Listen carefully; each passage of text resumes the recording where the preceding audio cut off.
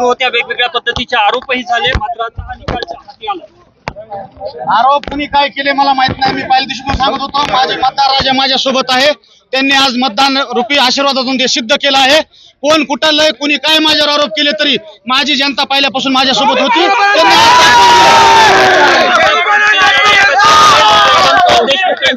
न्यायाच्या बाबतची ही लढाई आहे। मी पहिल्या बी सांगितलंय, मी या दोघर बी त्या लढाईमध्ये पुढे होतो आणि इथून पुढे बी सदैव मी संतोष देशमुखच्या न्यायाच्या लढाईमध्ये समोर असतो। हा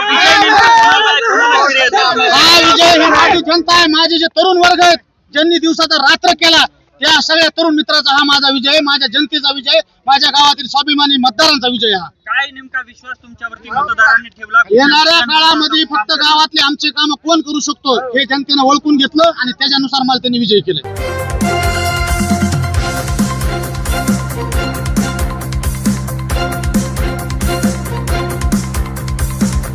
समाज साधना न्यूज, समाजहितासाठी सदैव अग्रेसर।